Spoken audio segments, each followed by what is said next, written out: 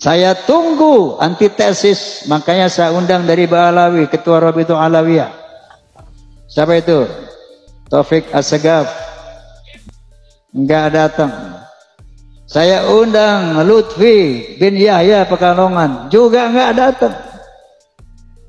Bahkan saya undang sahabat saya, Ustadz Rizik Syihab, juga enggak datang.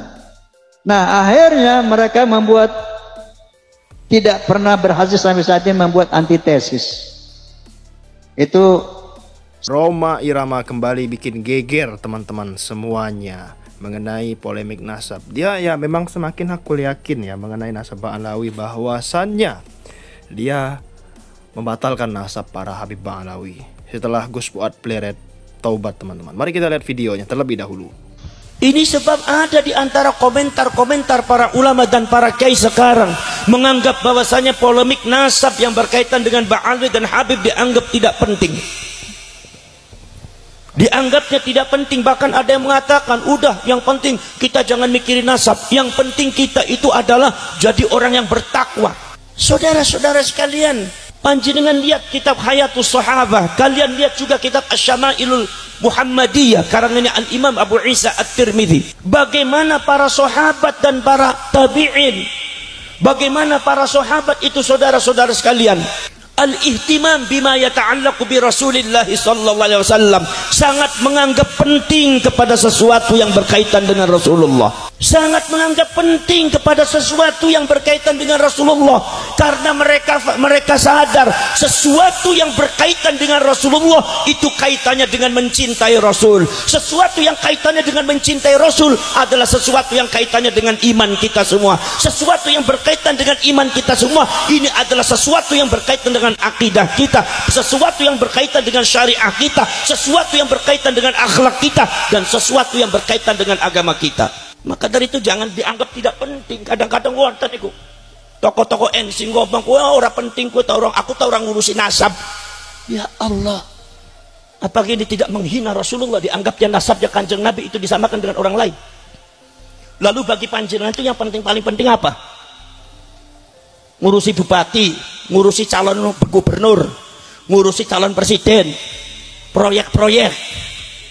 Kiai zaman saya ini ngurusi kayak kue sampai sesuatu yang berkaitan kali Kanjeng Nabi mboten dianggap penting. Pripun sampean niku?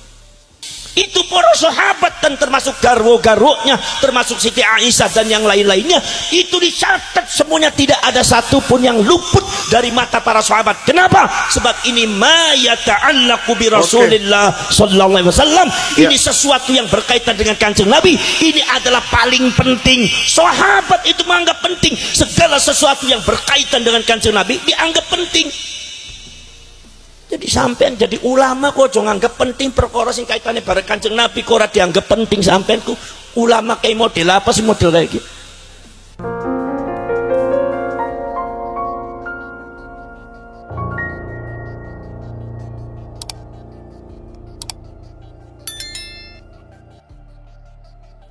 Assalamualaikum warahmatullahi wabarakatuh.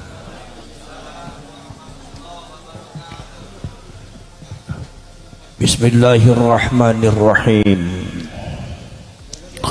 Nahmaduka Allahumma ya man manaha ahbabahu bil waridatil ilahiyyah wa syaraha sudurahum bil fuyudatir rabbaniyah wa mala'a qulubahum bil ulumil ladunniyah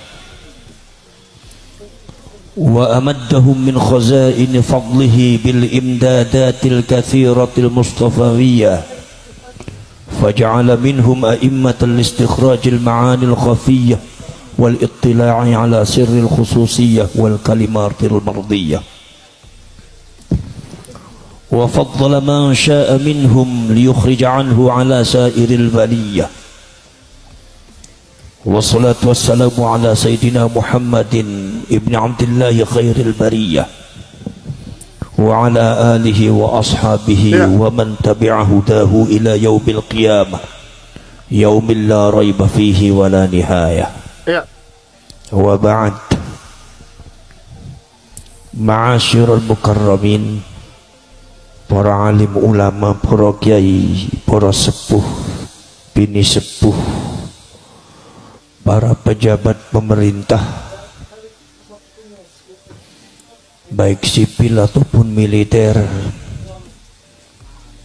bapak-bapak lan ibu sedaya, muslimin, muslimat, mukminin, mukminat, hadirin, hadirat, nahdhiyin, nahdhiyat, ansarin wal fatayat, wabil khusus sahibul bait beserta keluarga Pondok Pesantren Pitutur Luhur.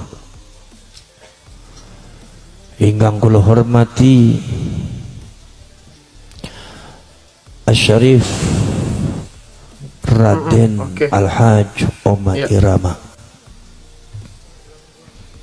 Kula nembek ngenalaken panjenengan dumateng sederek kula niki termasuk sepuh kula, termasuk nek diurut nek langkung sepah berarti mamang kula.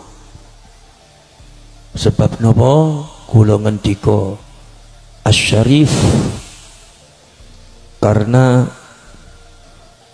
Om Haji Roma Irama niki merupakan keturunan asli dari Sultan Ageng Tirtayasa. Mila wonten Raden niku teruse dumateng Maulana Yusuf, teruse dumateng Maulana Hasanuddin bin Syarif Hidayatullah, dados piyambake jalur nasabe sami kali kula.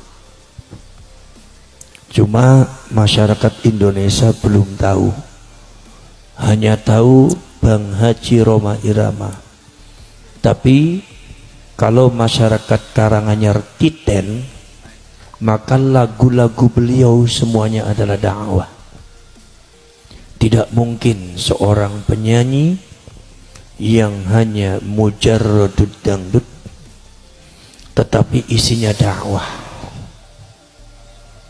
Saya sendiri sering mendengarkan lagu beliau, itu sangat luar biasa, kata-katanya menyentuh hati, mudah dicerna, dan musiknya juga enak didengarkan, disesuaikan dengan isinya. Mungkin sebetulnya panjenengan sudah bertanya-tanya, ini Bang Haji ini kok enggak seperti penyanyi yang lain. Kalau penyanyi yang lain kan tidak ada satu misi di dalam masalah penciptaan lagu-lagunya yang berkaitan dengan agama. Tetapi panjenengan semua lihat bahwa lagunya beliau ini memang banyak lagu-lagu yang berkaitan dengan agama. Kenapa? Karena darah beliau ini adalah masih ada tetesan darah daripada Syarif Hidayatullah, daripada Sayyidina Husain bin Ali, daripada Sayyidina Rasulullah Muhammad sallallahu alaihi wasallam.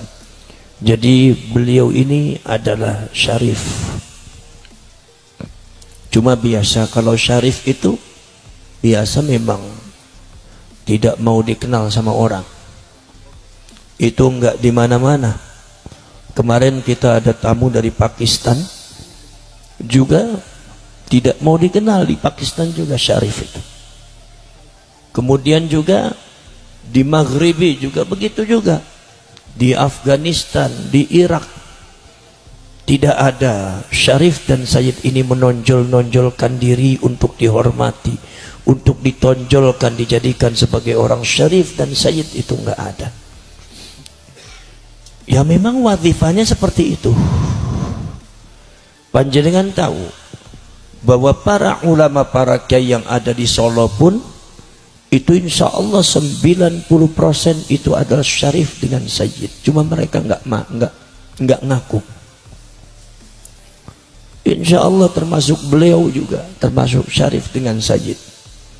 Makanya para syarif dan para sayyid yang ada di Cirebon, khususnya di Buntet Pesantren, itu tidak berani ketika ceramah mengaku-ngaku dirinya syarif, menyebut dirinya sayyid, tidak berani. Kenapa? Karena keluarga Buntet Pesantren dan Cirebon memiliki satu keyakinan bahwasanya para ulama, para kiai pun yang mungkin bentuk fisiknya sudah Jawa, itu adalah juga para syarif dan sayyid.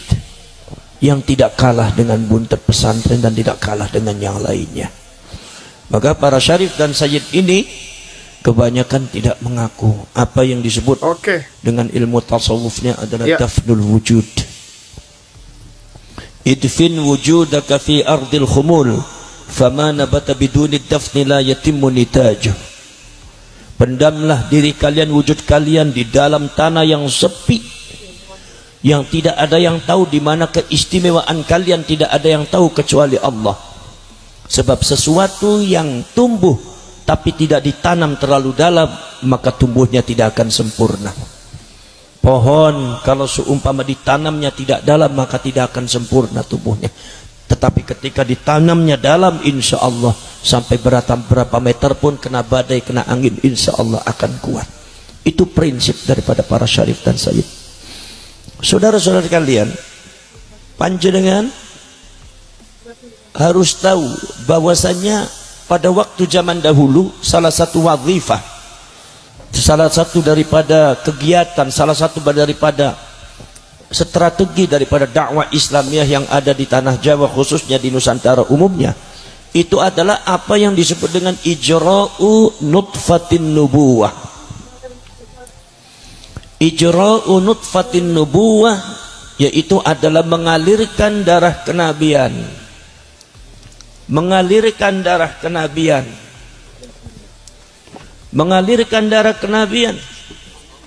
Jadi para syarif, para sayyid ini kawin dengan orang Jawa, kawin dengan orang Sunda, kawin dengan orang Melayu, orang Sumatera, Kalimantan, Ambon, Sulawesi, Maluku. Akhirnya bentuknya sudah tidak ada Arab-Arabnya. Akhirnya bentuknya tidak begitu kelihatan syarif dan sayyid, hanya mengalirkan darahnya saja. Tetapi di dalam prakteknya mereka semua tidak ada yang mengaku syarif dan sayyid.